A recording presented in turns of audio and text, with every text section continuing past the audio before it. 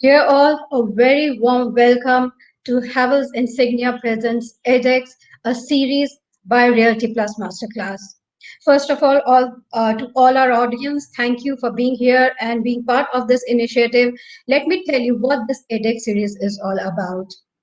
ADEX Talks is a one of a kind's unique initiative dedicated to help develop the ecosystem of world-class designers in India.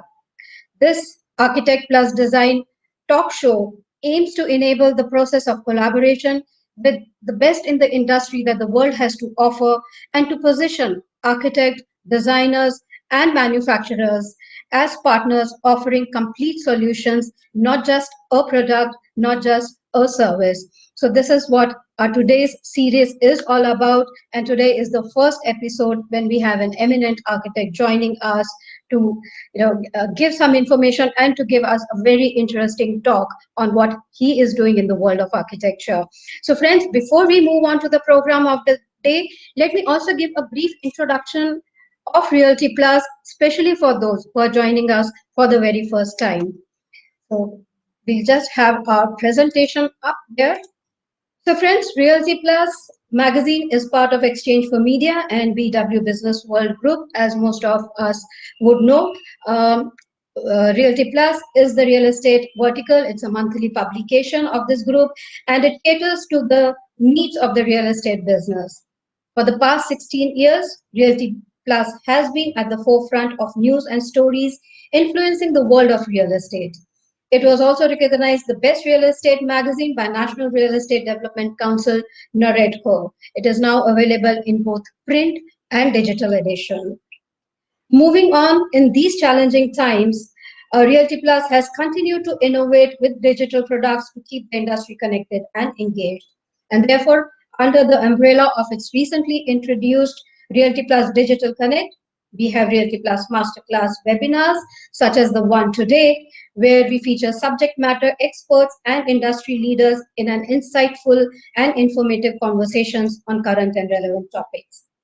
Likewise, the Realty Plus Real Talk features video interviews with influential leaders from varied segments of real estate who share their honest views and opinions and real facts and figures.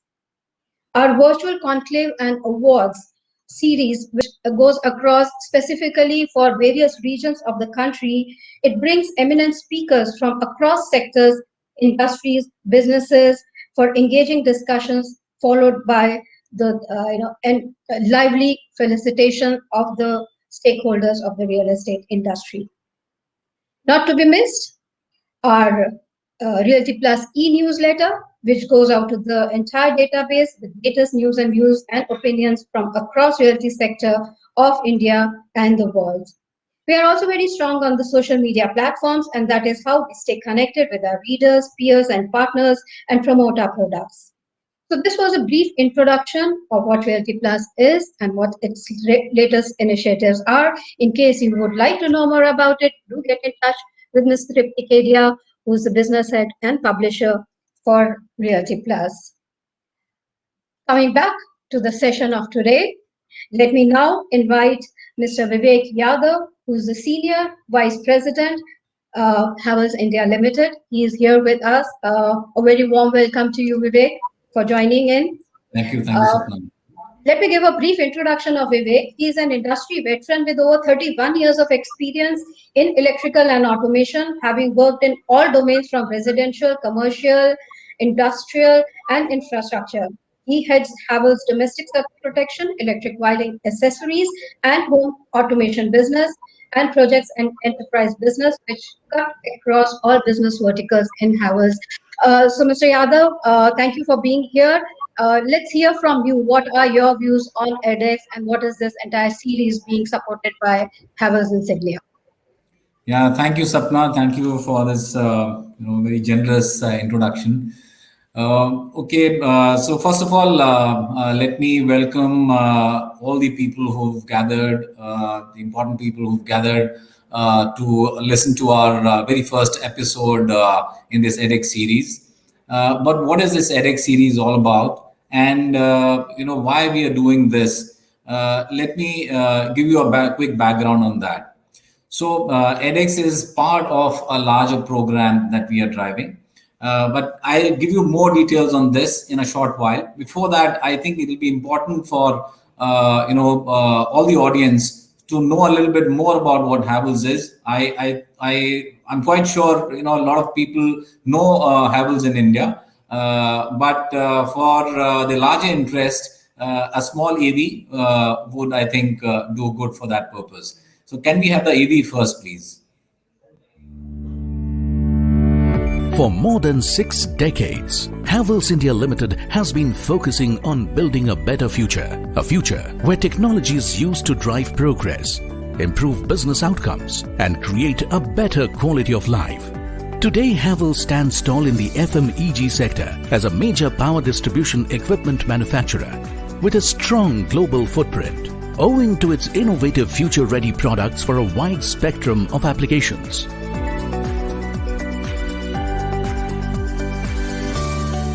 With the acquisition of Lloyd in 2017, Havels has made a foray into high-potential consumer durable segment with offerings of air conditioners, LED televisions, washing machines, refrigerators and dishwashers. The new synergy further complements the brand's deeper into homes vision. Havels owns some of the most prestigious global brands like Crabtree, Lloyd, Standard and Rio. Its global network constitutes over 5,000 professionals across its offices. As part of its Make in India philosophy, Havels is manufacturing 97% of its products in-house.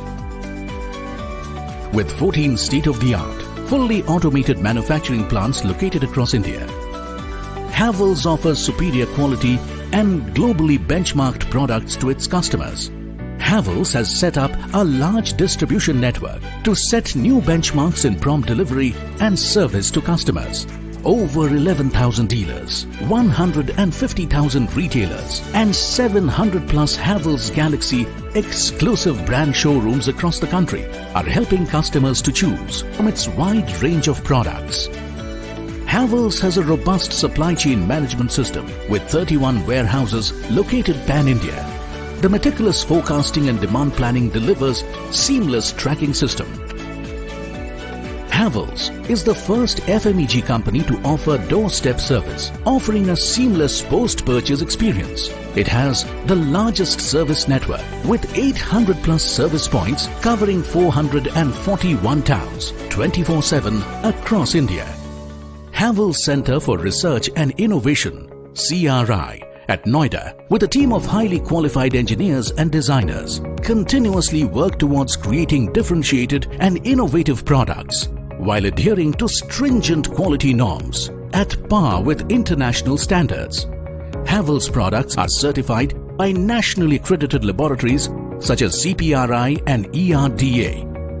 Havels has a strong in-house IT vertical which develops innovative technology platforms to support its robust service and supply chain management system. Growing together is ingrained in the ethos of Havels and has resulted in it launching many innovative and profitable schemes for its dealer community.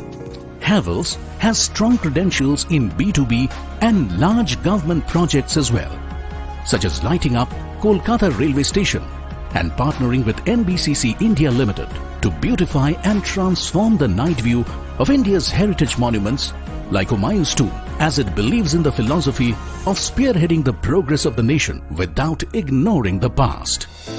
Havels has taken giant strides to create an innovative world full of possibilities, not only for itself, but also for all its channel partners and customers. With a commitment to improve people's lives and help create a better global society, Havels is inspiring the world and making a difference.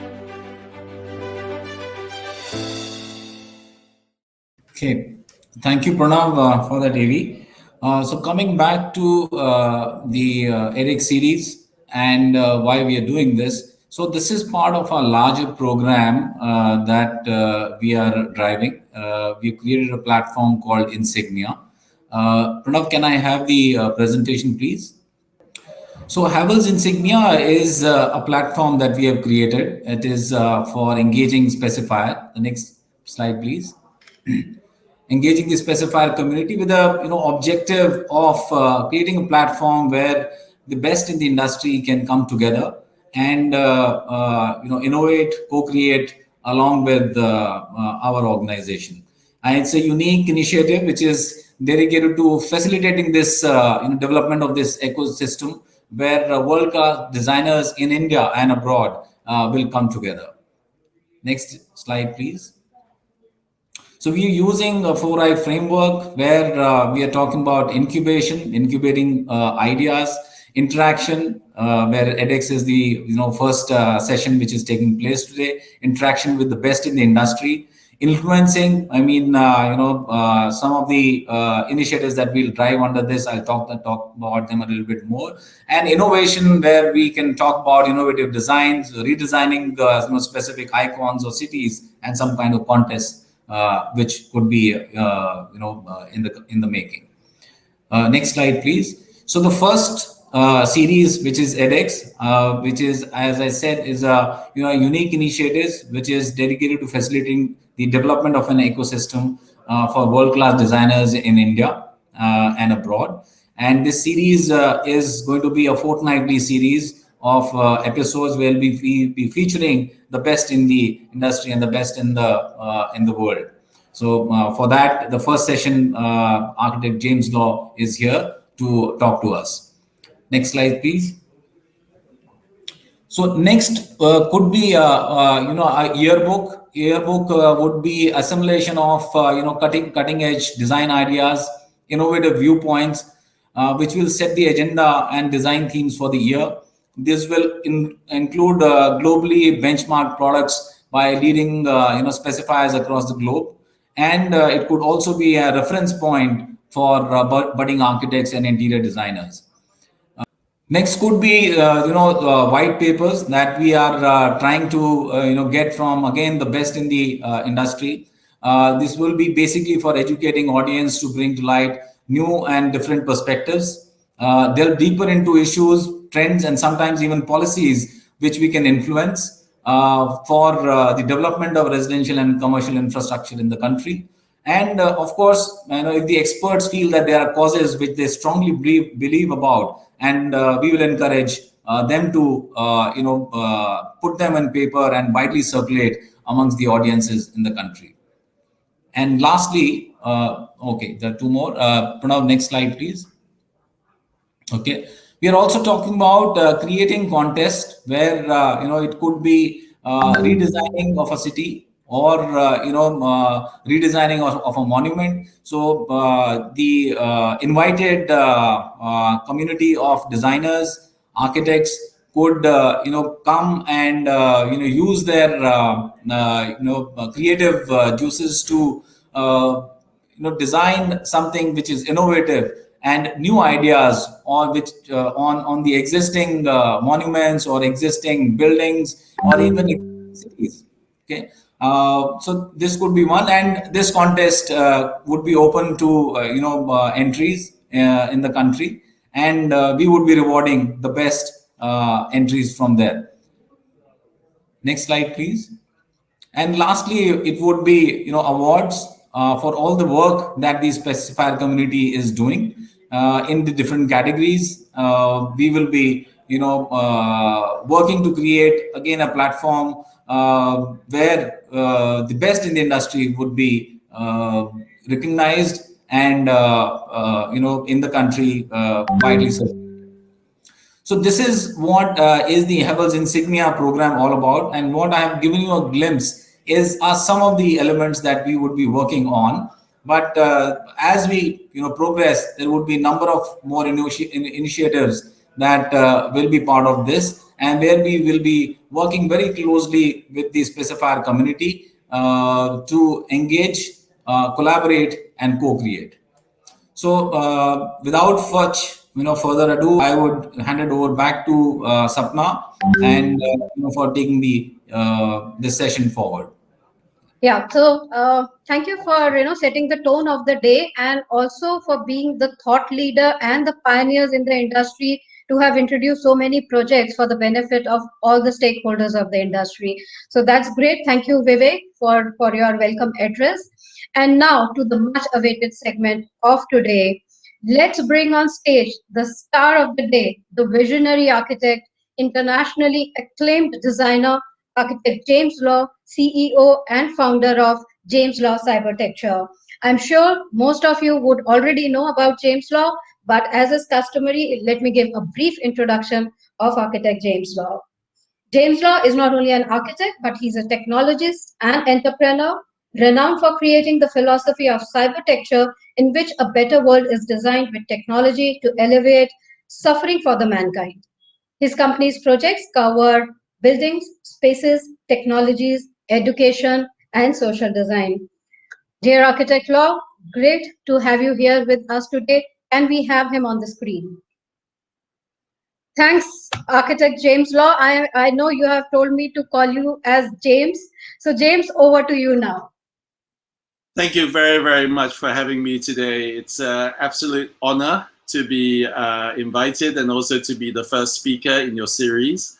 I think in this day and age, sharing and communicating and learning from each other is so important. And for me, it is an absolute honor today to share my thoughts and philosophy with you. I have prepared some slides to share with the audience what is cybertecture and what drives my work. And I will start those slides now. I start my talk now, which will only be about 1 or 2 minutes. The philosophy behind my work is called cybertecture, and it's also the name of the company. And what cybertecture really means is that I really see that architecture is a technology that can alleviate the suffering of mankind. And when we see how the world is progressing through history to now into the future, architecture plays an incredible role in how we house, how we organize, and how we really instigate the changes that we need to build a better future. So my work is all about seeing how architecture can have a positive purpose in the fact that it can have a positive impact on how we build for everyone. All of my projects are very different. And for me, they are all little small pieces of technology that come together and is impregnated into their locations and sites to create a different effect. Whether it is to solve housing problems or to help people work better, or to think about how we can use buildings in a more transient way, to how we can create new transportation systems that could link people together. All of my cybertecture are pieces of affect a positive. Around this kind of idea are a series of rather big questions that I want to ask myself in my work as an influence through cybertecture on the world. So first of all, it's a question of what are the cities of the future? Are cities going to be the same? And I don't think they can or should be the same. They need to be much more ecologically stable, much more sustainable, and much more innovative in the way they're conceived. Another question I ask myself is, how do we generate architecture? And I think gone are the days of an analog architecture that is just created out of a creative whim, but now much more powered by science and data in a parametric way that creates buildings that actually have forms and functions that really mean something and have a direct correlation with how the environment and how people actually use it. Another question is that, in a way, what we build around us, whether it's a car or a plane, and therefore even a building, is in fact a new kind of machine, a machine that really empowers the people inside to work or live or play in an increasingly more healthy and secure way.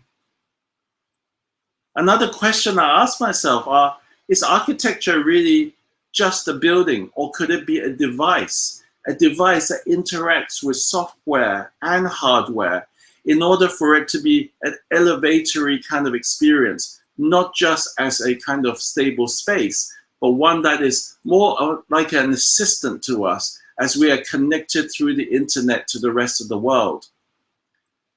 And of course, at the end of the day, I think there is a measure of need for flexibility in architecture, and that what we build now should be flexibly updatable for the future, just like when we do with software on the computer. The need for us to be able to update relies on an inherent flexibility in our architecture. So a passion and an interest of mine into modular integrated design, into buildings that can actually change over time. And then we are really at an exciting era now where architects don't only deal with real space, but now we are starting to deal at the same time with virtual space. And that the experience of the people using our architecture will be bridging this gap between the real and the virtual space through a new generation of architecture.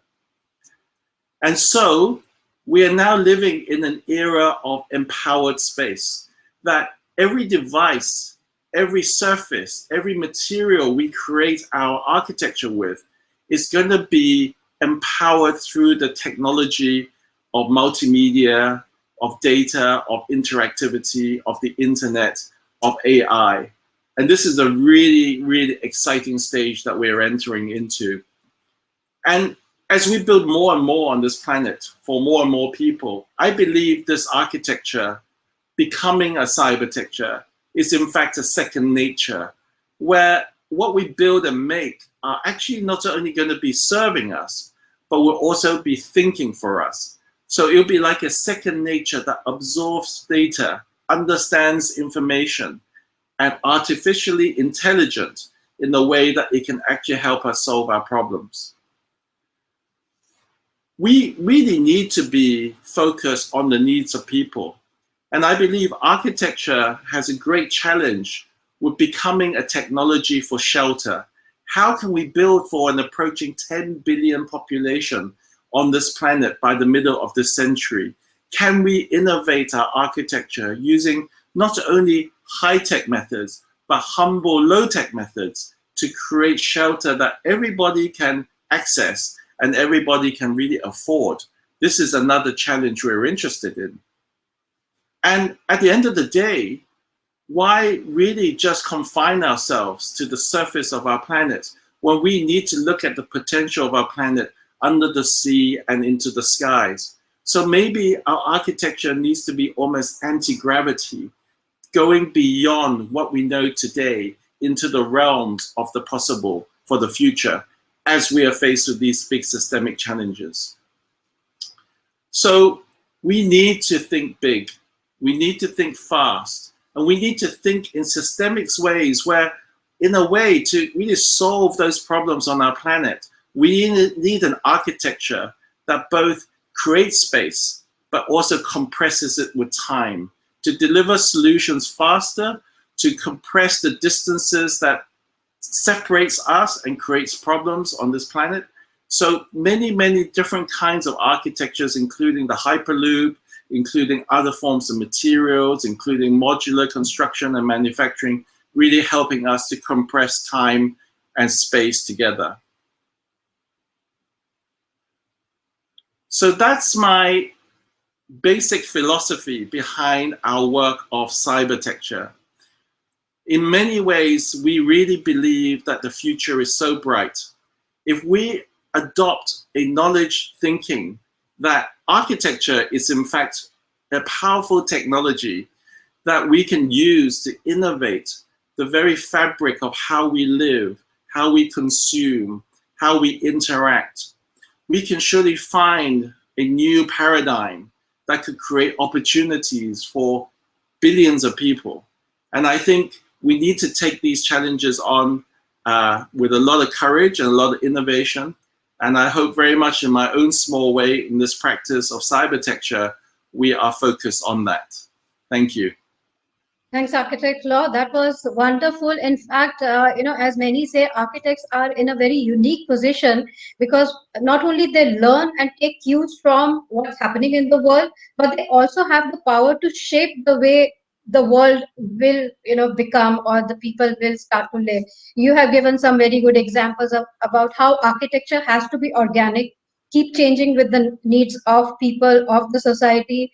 It has to be futuristic. We cannot be simply thinking of next 5 years, but we have to probably think beyond that. So, one question that a lot of people ask is, are we over dependent on technology, and do not are forgetting the age old wisdoms of design in our pursuit of technology and being futuristic? What do you have to say? Well, I think that question is a little bit of a confused proposition. Mankind has always been surrounded by technology, and the most basic and fundamental technology around us is nature. And our understanding of nature, our relationship with nature, and we're part of nature, means that fundamentally we're part of the technological fabric anyway. And now, in this present era, I think mankind has gotten to a stage where we are inventing technologies and adopting technologies which have probably been inspired by nature itself to create things that are man-made. And I think there's nothing wrong with that. That is really part of the evolution of human civilization as we create and find our place and our balance on this planet, that we must invent.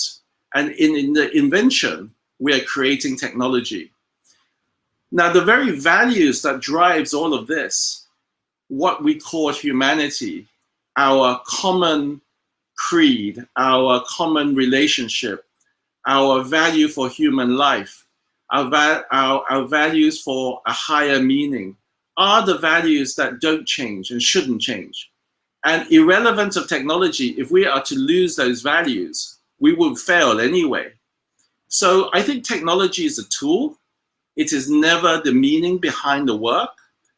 The values are the foundations, and they must be revisited and reaffirmed constantly. But the pursuit of technology done with the right values is entirely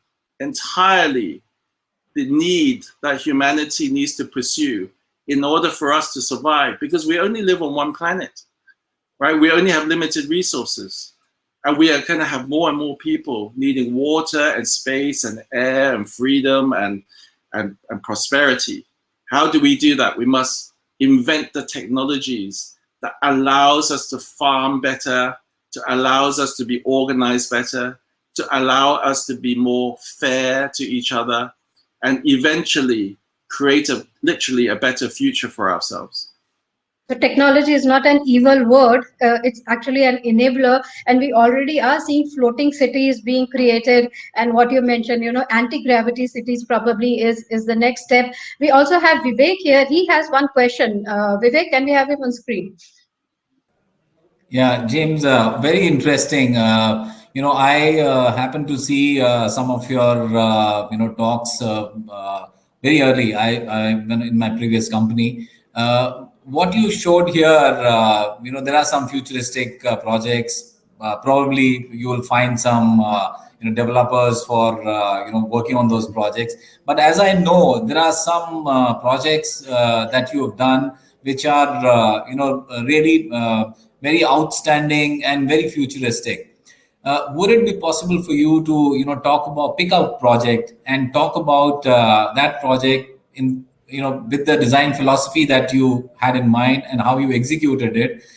Also, how technology has been integrated, how automation has been integrated, purely from the perspective of keeping the sustainability in mind and ease of use by the people who are going to use that building. Any one project, if you can pick up and just highlight that. Thank you, Vivek.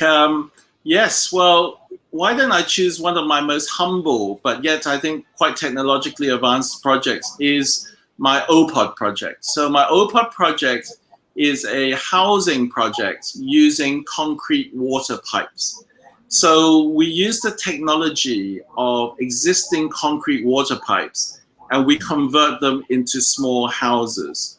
Now, how is that innovative? Well, it's innovative in many ways. First of all, it is using a level of design and creativity to really find another meaning behind something that already exists to solve a problem. So instead of the expensive building cycle that needs to go through from building a building out of concrete, we're using precast concrete water pipes from a factory that can be quickly converted at a very low price to create housing for people. Then secondly, another kind of innovation behind that is that because it is modular and it is portable, the fact that these concrete water pipes can then be deployed, redeployed, and moved from place to place means that we are literally creating almost like a walking city, a walking community.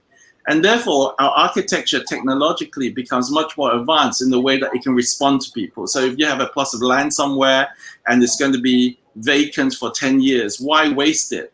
Let's use it for some kind of low-cost housing, use these OPODs, and then we can really create a solution in a transient way. Because if you make a permanent building, 10 years is not long enough for its existence. So 10 years using OPOD is entirely possible, because 10 years' time, we move these OPODs to another plot of land and house other people that has problems. But the third aspect of this technology, which is very important, is there's another aspect behind OPOD which not many people know about.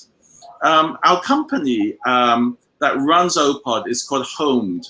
It's a new company, it's a new age company that's very interesting, and it creates architecture like the OPOD through what we call a circle of good. So what we do with a circle of good is that it disrupts the traditional real estate model of developers buying land and making a building and then selling the building. What we do instead is when we go to any location, any country, we make partnerships with the government and NGOs. We find partners in the concrete industry, and then we actually make jobs for homeless people and unemployed people through the NGOs, so that they start to build these OPODs themselves from the factory, and they place them onto the site and create new communities for people, including themselves. And that generates a kind of level of pride and a level of, self-esteem. These communities then become safe havens for people who are lacking in housing. And then this circle of good continues to spiral and spiral and spiral and get bigger and bigger. So the technology is kind of both viral and also exponential in the way that this architecture is built, procured, activated, deployed, and used. And so on many, many levels, the OPOD is a project which, humble in terms of its hardware technology, but powerful in terms of its software technology, but all focused onto a purpose of eradicating homelessness with a new kind of architecture. And I think, I use this example as opposed to some of the other projects I've done, which are more visibly high-tech, more visibly innovative. But in fact, some of the most fundamentally important innovations that can be impacted through a design are ones that are often quite invisible and quite humble. And I'm really proud of this project because I think it unleashes a new level of creativity and innovation in architecture for us that I think is something that has almost boundless limits to how it can really positively impact communities and people. Good. Thanks, James. That's really interesting. And how very low cost materials and commonly used things like water pipes can be used for creating low cost housing. It's very, very interesting. Okay. Good. Thank you. So Sapna, I'll have one more question, but I'll ask later. You go ahead. Okay. All right. Architect James Law, we have one question here. They're asking, what is your signature style? I have none. I honestly tell you, I do not have a signature style. It's never been my interest or priority to do that because, in fact, I think design and creativity is all about multiplicity. is all about understanding the scenarios and the world and then responding to it. And there's never one answer to every question. And I think the fact that one is able to not be shackled with a signature style allows one to be more responsive and more innately in tune with the challenges at hand. We are needing, in a way, as designers, to let go of our ego. We don't know best. We need to work as a team. And I think often signature styles have become a little bit of an antiquated way to say that you have the right solution or the right design. The genius in any creativity is the fact that you have managed to balance that equation. And you balance that equation because that equation is unique. And so I look at my work sometimes and I feel that I should really recognize the fact that it is a signature style, not in terms of it being a fixed vocabulary, but it is a signature style in terms of its consistency of approach, which is always asking questions, always trying to get to the heart of the matter, always trying to be brave and innovative, and always trying to not necessarily go for the easiest and the ready solution, but to really push the one step further into something new that hopefully would unleash the possibilities of freshness and creating opportunities out of that project. That's true. I'm sure many architects would agree with you, because many say that, yes, when architects say this is my signature style, it is being egoistic attitude of that architect, because the client need comes first. The architecture has to evolve accordingly, so that is what architect James Law is also saying, what the context is, the problem solving is what matter, the approach is the signature style of architect James Law here. Again, affordable housing is very close to your heart, and you have been working on that with your the project that you just mentioned. In India also, we are now focusing on creating housing for all. Government has this initiative. What are your suggestions for the Indian planners? You have been here in India for lots of projects, so you know about this situation. Well, the challenges of housing in any country is so different from every other country. And although I've spent almost a decade in and out of India, I would first of all have to admit that I understand the housing challenges in India only on a certain level.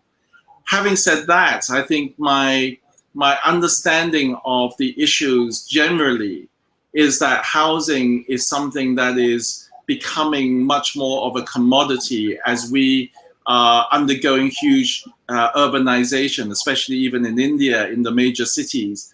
And therefore, whilst for some people that's an opportunity to be able to rise up in the housing ladder, it is also, unfortunately, creating a slide for people down the housing ladder to almost homelessness.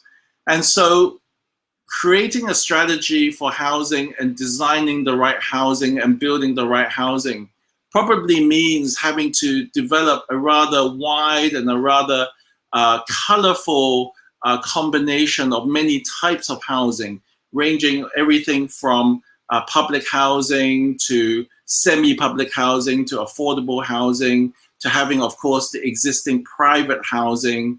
And then even categories like transitional housing, which allows people to await the opportunity to be able to get onto the housing ladder. And that combination is probably going to be quite different for different countries with different macro and microeconomic needs and different cultural needs and different locations and climates, etc., and the geography.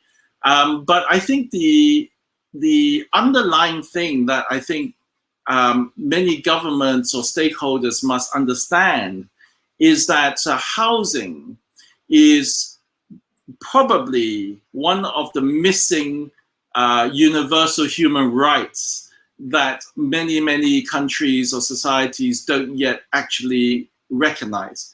is that housing is the bedrock, is one of the almost the fundamental values that we need if we want our society to be able to develop sustainably and peacefully and stably, is housing. And that people on all categories having that human right to decent, dignified housing with, you know, the right amount of sanitation, structural integrity, and, you know, this a good management of the housing so that people can plan and live their lives. So from a design aspect, to deliver that, you need to have designs that can be built by all manners of industry, from the existing kind of real estate industry and construction industry, and now bordering on to things like the OPOD, which is moving into kind of like a manufactured kind of housing in order to create different standards and different costs and different modules. And housing uses some 30% of our energy of every country. And then it's embodied energy, which is all the carbon, etc., that goes into making it, is such a disruptive force in any society and economy. So again, within design, are we able to really create carbon neutral housing that from the moment it is manufactured to the moment that it's lived in, it can be as sustainable as possible? These are all fundamental long-term questions that needs to be addressed and answered if we are to come up with designs for housing that could actually meet the needs of this burgeoning population in India. And I very much hope so, because without it, I always think that, you know, however much, you know, the slums of Mumbai that I visited before seem to be an organic way to live, I just don't think that it is sustainable in the long term, because at the end of the day, people will not be happy to plan their lives around living in a slum. And that would be a real shame, because that would be, you know, holding back on some of the fundamental promises that you know, all these young people in India potentially can you know, really reach if they had this housing problem off their shoulders. Yeah. That's very true. It is a very complex problem, and not only for India but many countries across the world. And you rightly said that, you know, we cannot have just one definition of affordable home. There have to be lot many definitions, lot many models that will have to come up.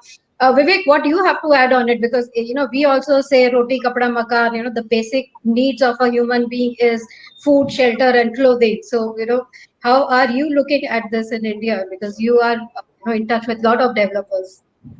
Yeah, so you see, in the affordable housing sector, of course, in terms of offerings that we have you know, at multiple levels. So we do have offerings which are for the masses.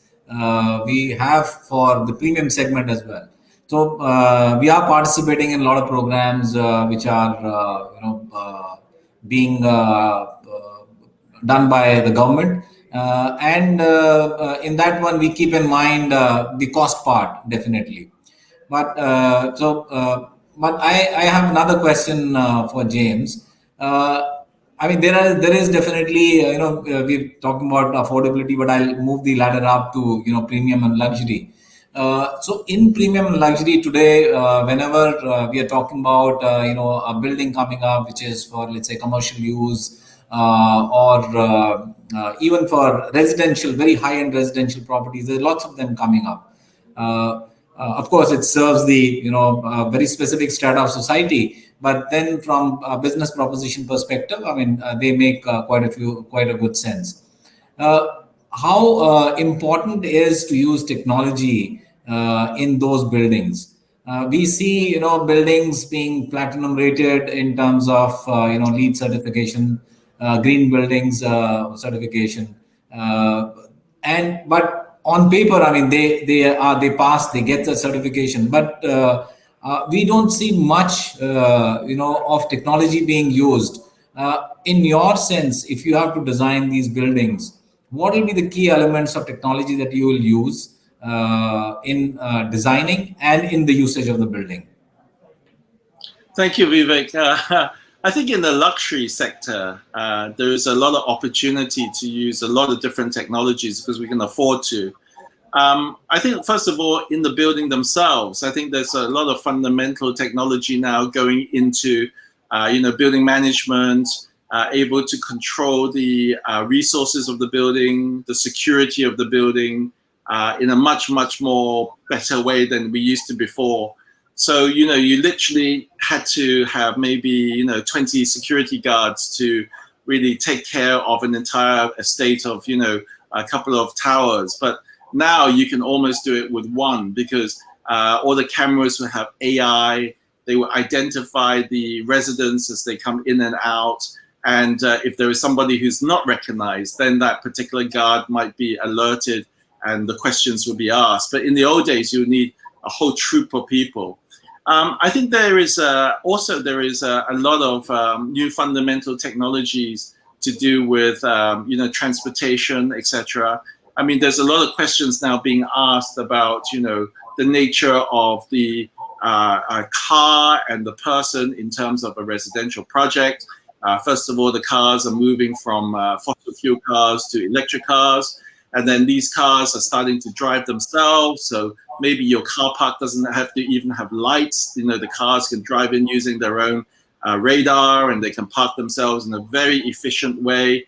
And you don't need to have, huge car parks that, have lifts and escalators and people coming in and out, because you'll be dropped off at the front of the building by your electric car, and then the car would then go back into the storage. Or it's a shared car parking thing. There are projects that we've worked on where the developer has actually said to the residents, they said, look, don't buy a car. You don't need a car in this development. We will supply you with a electric car, and that electric car will be shared amongst the residents. So that technology is also impacting on the building itself. There are other really kind of fundamental changes as well. I mean, now with this issue of the pandemic and this focus on health, there's an increasing need for buildings to be very clever in not being, virus transmitters, you can say. So apart from, very smart kind of filtering systems, etc., there is a trend now towards technologies that allowing the building to be entirely touchless. So from the moment you arrive at a building, the door opens because it recognizes you. The barrier opens because it recognizes you. And even before you get to the lift, the building knows who you are and knows which floor you'll go to. So you don't need to even press a button, and there's no touch. And this even extends to, the toilets. So you will walk into the bathroom, and if you need to use a cubicle, the cubicle doesn't need you to touch anything in order to use it. And so on all of those levels, technology is starting to, create another level of interfacing between people and the building so that you can stay much more healthy. I think in the long term, though, what I think will really happen is that our buildings will become a device.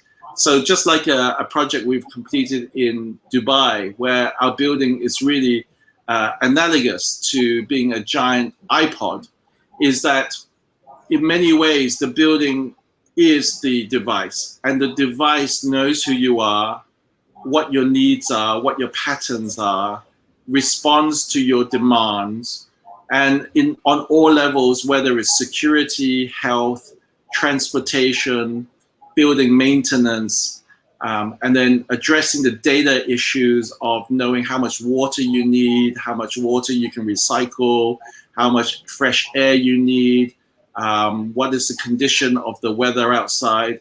All of this thing is actually conglomerating into a cybertecture that makes the building like a smart device around you. It is almost like Tony Stark wearing his Iron Man armor. Your building becomes your smart enclosure around your body.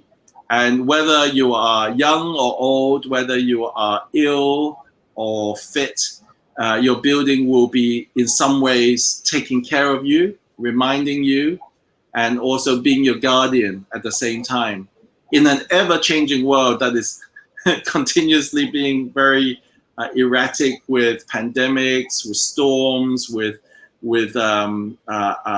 unknown risks that might occur in the future. Quick question on the sustainability. So, is there really a building which is truly carbon positive that you've designed? When I say truly carbon positive, water positive, energy also, I mean, it's energy neutral. Is there a building like that, or it's just only a dream? Net zero buildings. Net zero Well, building. personally speaking, my strict answer to your question is no. I've never done a totally carbon positive building, although I've done buildings which have been rated to be green, rated to be LEED platinum level or gold level or IGBC gold level. I've made buildings like that. But we are also now working on buildings which are green in a different way. For example, you might have seen on 60 Minutes over the weekend, Bill Gates gave an interview about the global environmental issues, which he says is even more pressing than the pandemic, which I agree with. And one of the companies that he has invested in is a company that uses cement to be an absorbent for CO2, so that in the future our concrete becomes the absorbent or the container of our excess CO2. And it basically makes our buildings become our saviors, because at the moment we are not able to extract the CO2 and to store it in an embodied way that is useful for us. But this company, Carbon Cure, has developed a technology to do that. And we are now in touch with them to create our OPODs using this kind of cement, using this kind of technology, so that maybe it will be carbon positive to a really big degree, because the amount of CO2 you can embed into the concrete is so much more than what you would need to make that concrete in the first place. So we're at the cusp of that. I haven't done it yet. But maybe I would give you a naughty answer, a kind of sneaky answer, which is that, yes, I have done buildings or architecture that is very carbon positive. And that is the sneaky answer that I've actually planted a lot of trees at my projects. And if a tree is an architecture as well, then yes, I have done a lot of carbon positive architecture in my projects. That definitely does come under the category of a sneaky answer. So, but James, you rightly said it is not only the buildings, but even the building materials industry is now coming up with such technologically advanced products which can be, sustainable as well. And in fact, you are working with a lot of new companies which are coming with a lot of new innovative products. We have a question here. What has been your experience of working in India and interaction with Indian professionals and students? Wow. First of all, I got to say, it's been one of the highlights of my career, a massive chapter in my career, to have spent the last 10 years in and out of India, and having had the luck and opportunity to have created a number of iconic projects in India. Before I came to India, I knew almost next to nothing about India. And now, after 10 years, I have to say that hopefully you would accept me as a semi-Indian, because I really feel a kindred spirit with India. There are so much similarities between I think the psyche of being a Chinese and also being an Indian. We are very passionate people. We are very hardworking people. I think we're quite intelligent people as well. And we have customs and and you know, habits in our cultures that are very similar about family, about relationships. So my chapter in India has been an immense opportunity to learn and to make a lot of great friends, and had the luck of a patronage from a lot of great, wonderful Indian clients. My interaction with Indian professionals have been amazing. I mean, I just, you know, I'm in awe with, you know, the challenges that they face and the way in which they find solutions to the problems with projects. I think India, just like any other developing country, is, of course, a complicated place to design and build. And I think the Indian professional architects that I've met are incredibly skilled and incredibly innovative in trying to find ways to make modern architecture really doable in India. And then in terms of students, wow, I mean, I've had the luck to give talks and lectures in a lot of universities and cities in India. And, you know, the vibe I get from the students have been incredible.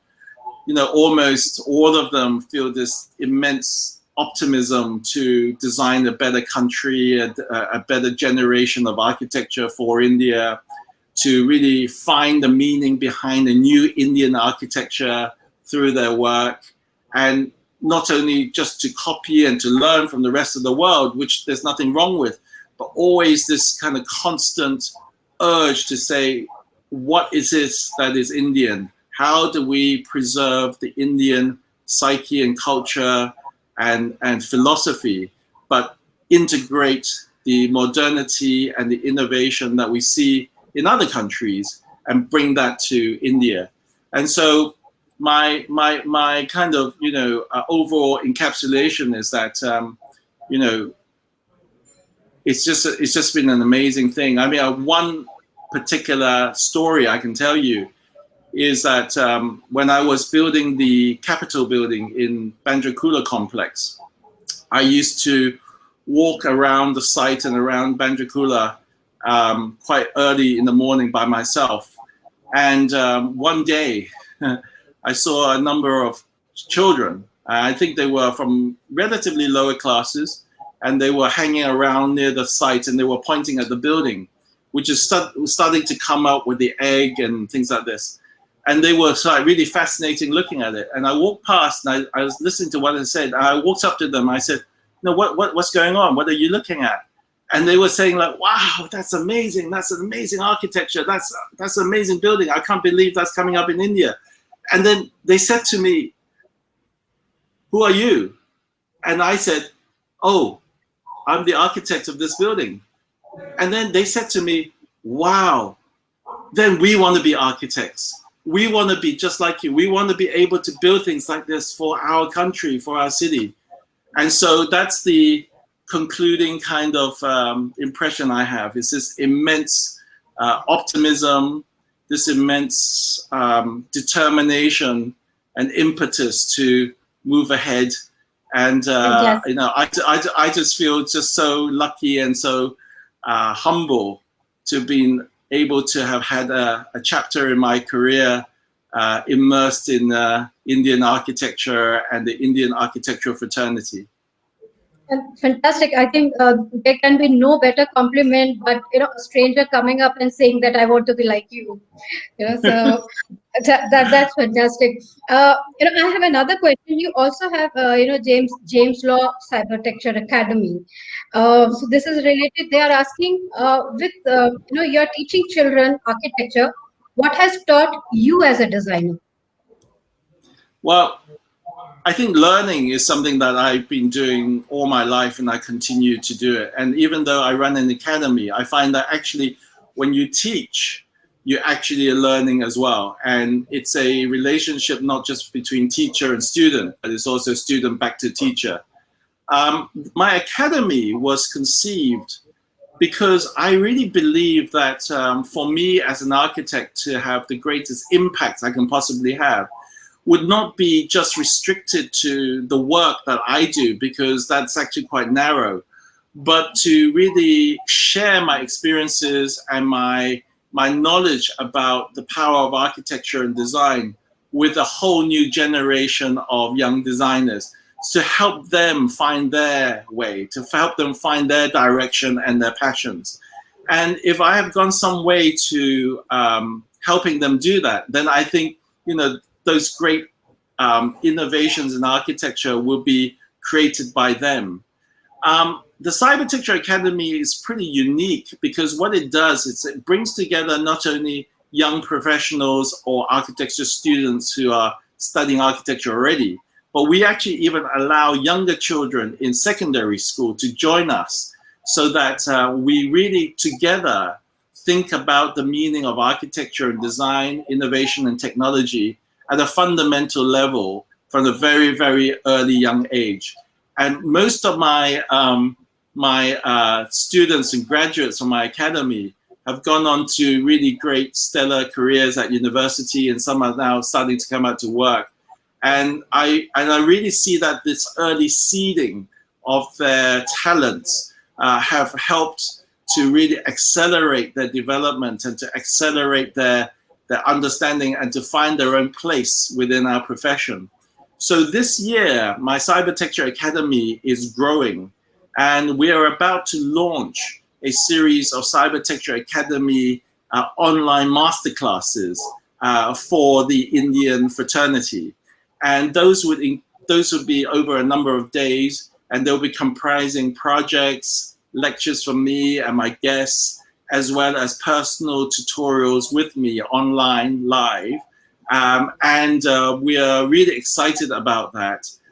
We really think that, you know, every young designer, whether they're a secondary school or they're in university or they're a young professional, they still have quite a high amount of what we call like the stem cells, right? The stem cells are cells which are yet to be programmed, but if they are programmed properly, they are immensely powerful to create almost, you know, superpowers in your talents and skills.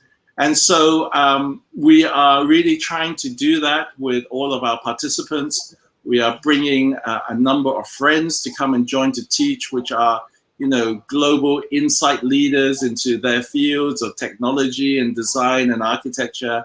And we really hope that this year there'll be a lot of participants from India and you know, take this onto a whole new scale. That's one big takeaway from today's conversation with architect James Law, that you know, he's starting with the online classes for the Indian masses for architecture. You know, one sentence, James, what has been your learning from the students? What did you learn from them? I think my one sentence would be this.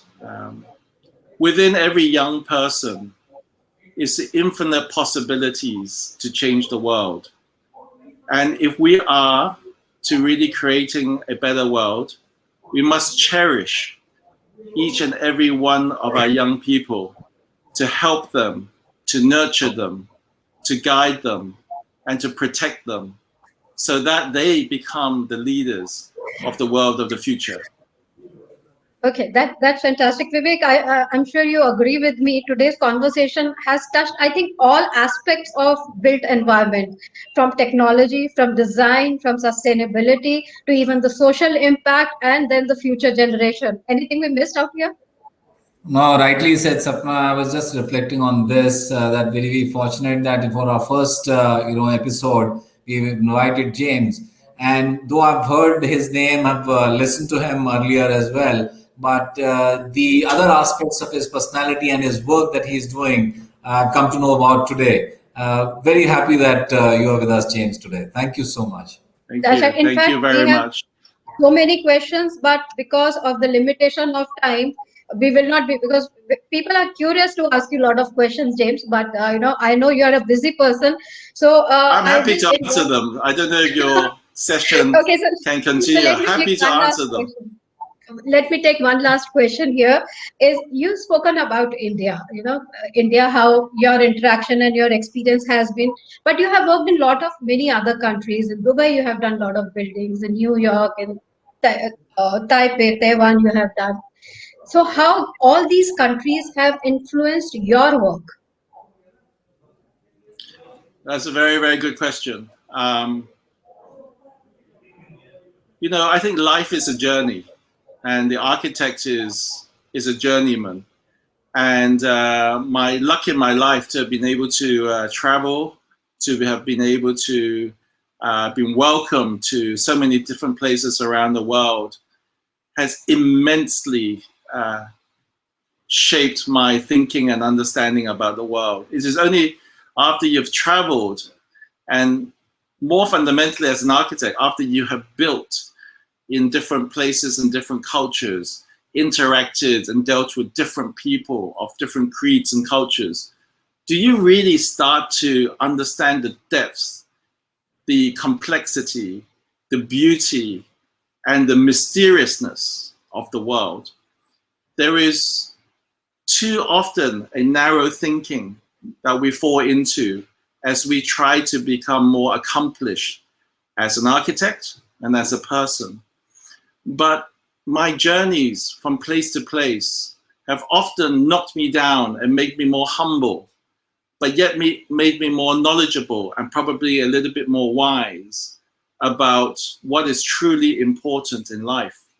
When you see the differences between people, and then you also see the commonalities, that in this contrast, you see what is truly important.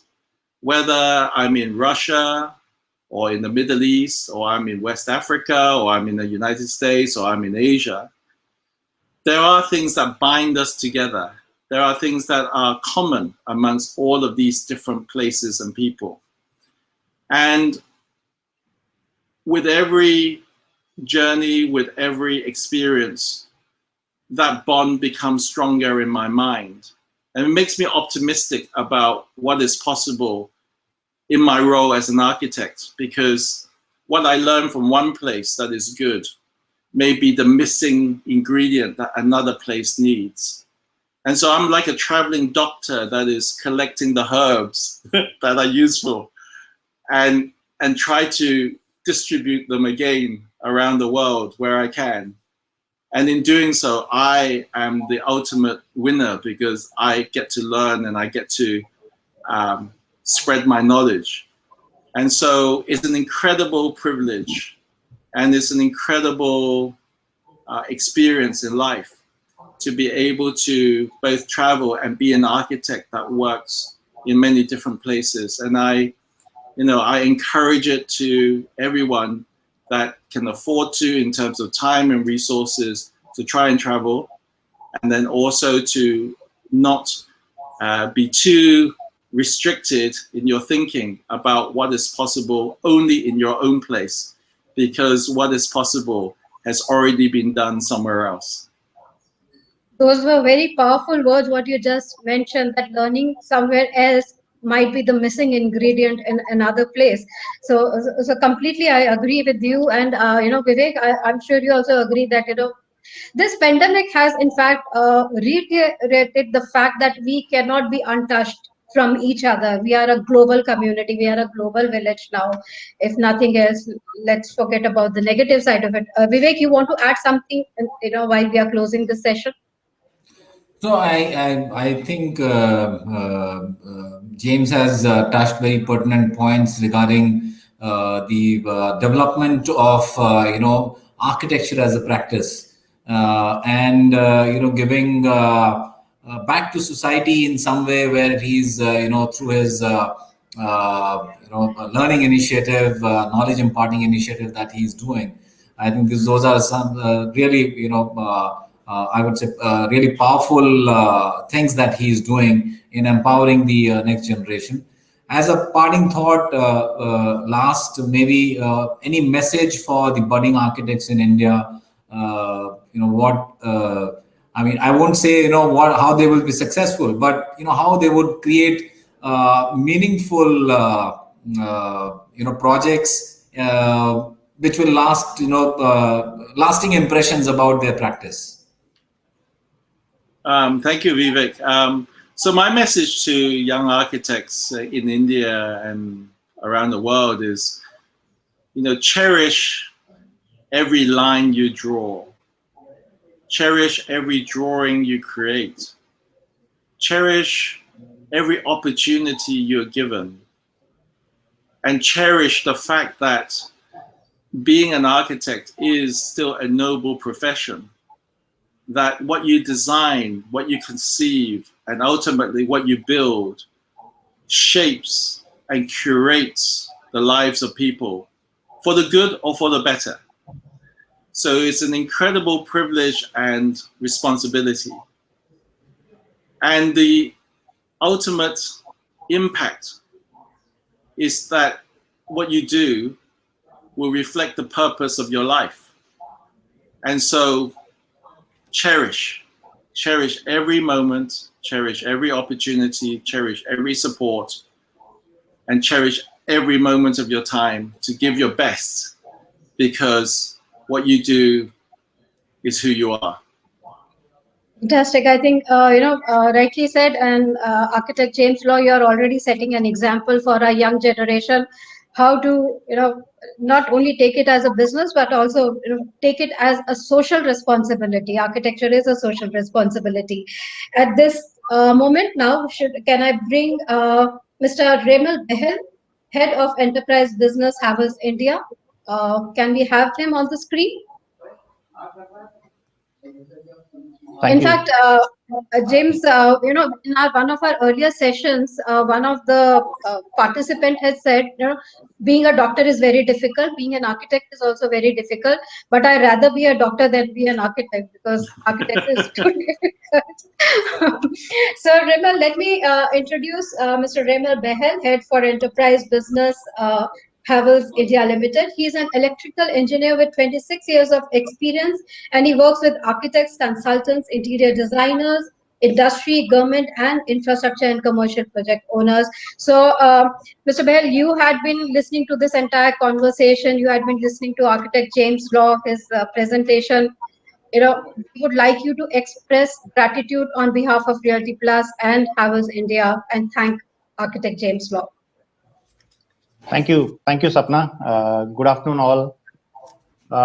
On behalf of Havels, I feel honored and privileged to propose a vote of thanks to our honored guest, architect James Law. Architect Law's insights on the use of sustainable technology have really been an eye-opener. I was personally able to connect with Mr. Law's thoughts that architecture is a technology that can alleviate the suffering of mankind, as well as his thoughts on the cities of the future. The way he explained the OPOD project for affordable housing, as well as the concept of having a building as a smart device, was exemplary, as well as enriching. His unique concepts about designing new pieces of architecture, interior space, and the use of technology were outstanding. We at Havels also believe in providing energy efficient electrical products and solutions for world-class projects that push the boundaries of architecture as well as technology. Havels imbibes the philosophy of working in a close working collaboration with clients, partners, and stakeholders to together achieve a successful and sustainable outcome. I would also like to thank all the honorable participants who have taken time out for participating in this first episode of ADEX Series. I would also like to thank the organizing team of Reality Plus, as well as our own Marcom team. Thank you, Architect Law. Thanks to all the participants. Have a great evening ahead. Thanks. Thanks, Remal, for summarizing the entire, the talk of today, what James Law had given. And thanks for expressing gratitude on behalf of everyone. Thanks, Architect James Law, once again for being here with us, sharing your views and sharing your times. Thank you so much. And on that note, I also thank all our participants or the audience that were here supporting us and being part of this initiative, ADEX Talk series. And so keep watching this space, because we have another acclaimed designer who will be there joining us on March 11th for yet another interesting session. So thanks and goodbye. Till we meet again, have a great day.